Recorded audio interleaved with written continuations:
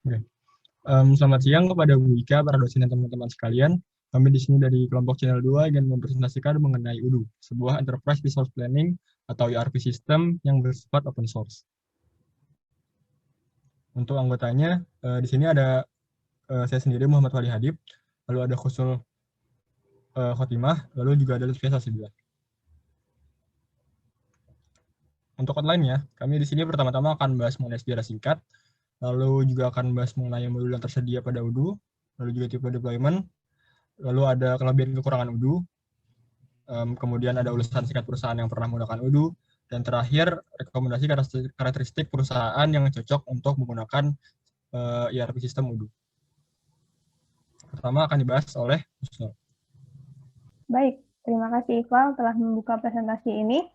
Saya akan menjelaskan tentang sejarah singkat dari UDU yang berisi perjalanan UDU sampai bisa berdiri sampai saat ini dan kenapa nama yang diberikan pada sistem ERP ini adalah UDU. Pada tahun 2005, UDU ini dikembangkan oleh seorang yang bernama Fabien. Tapi pada saat itu nama dari UDU ini namanya adalah Tiny ERP, bukan UDU.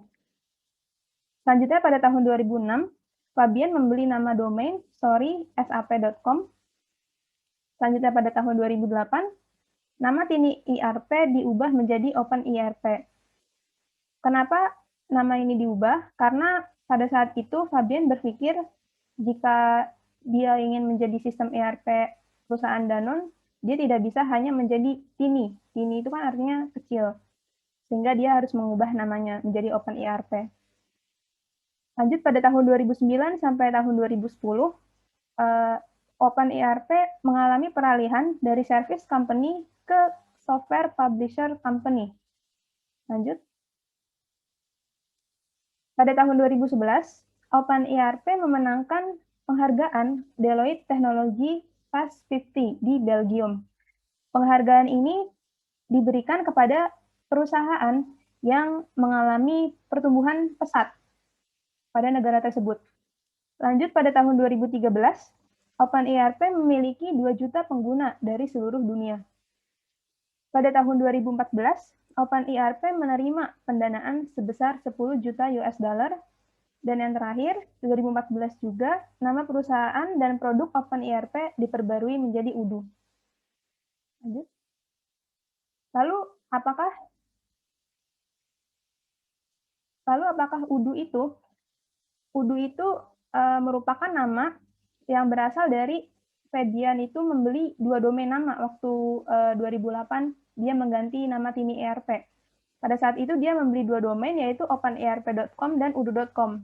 Pada saat itu dia memilihnya openerp.com dan tahun 2014 Fabian merasa bahwa dia perlu merebranding produknya sehingga UDU terpilih menjadi nama produknya. UDU itu sendiri memiliki singkatan On Demand Open Object. Next.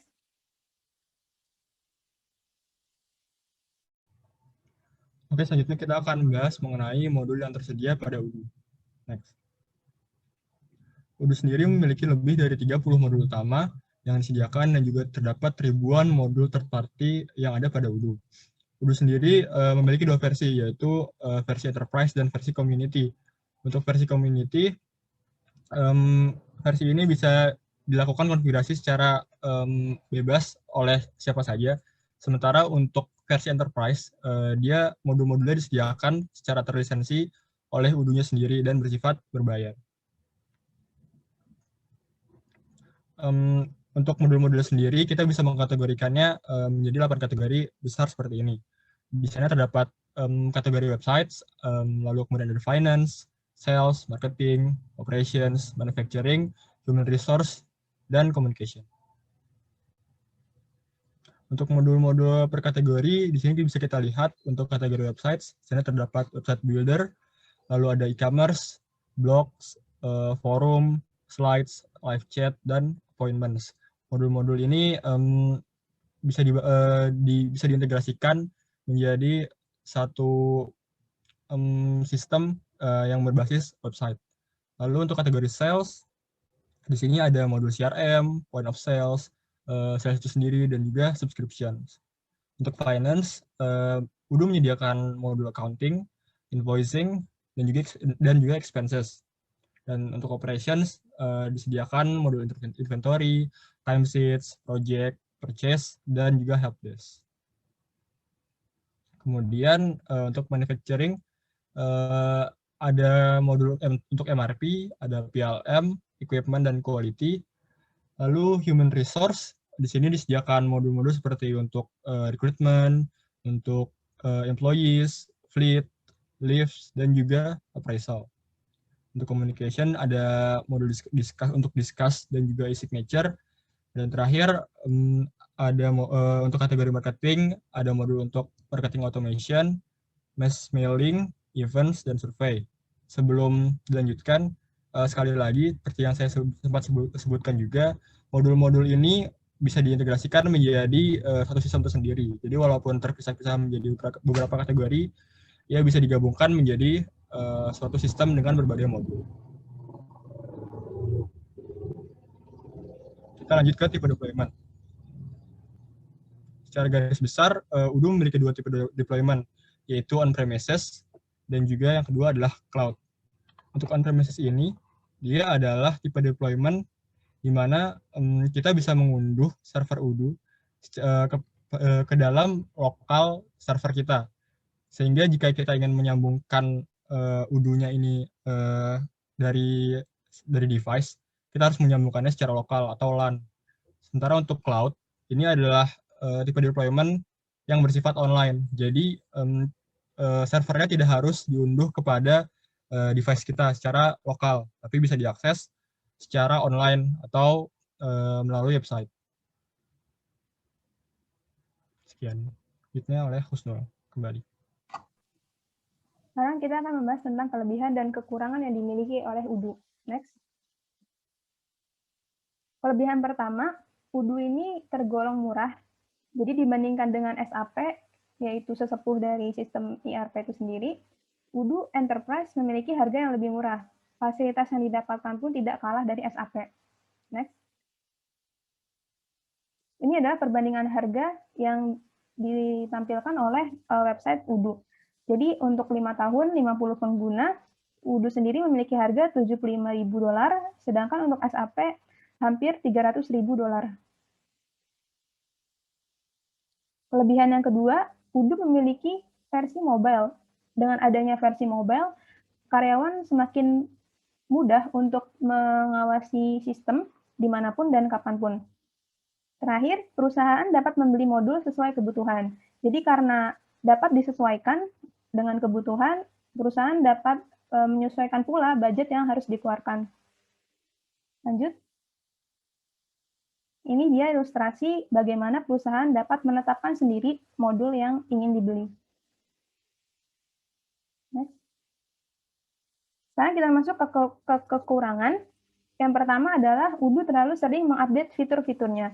Sebenarnya tujuan ini tuh untuk meningkatkan pelayanan Odoo. Namun karena adanya ini, ada pengguna yang mengatakan bahwa struktur data sering berubah sehingga pengguna juga merasa kebingungan. Next. Ini adalah review dari pengguna tersebut. Next. Kekurangan yang kedua, dalam mengkustomisasi dan mengatur Odoo sebelum digunakan, itu tergolong harus dilakukan oleh orang-orang IT yang handal, sehingga mungkin harga yang tadinya tidak terlalu mahal bisa menjadi mahal. Kekurangan yang terakhir, banyak yang mengatakan bahwa Odoo memiliki sedikit dokumentasi pada produk-produknya, sehingga ketika pengembang menemukan permasalahan, maka dia akan sulit untuk menyelesaikannya.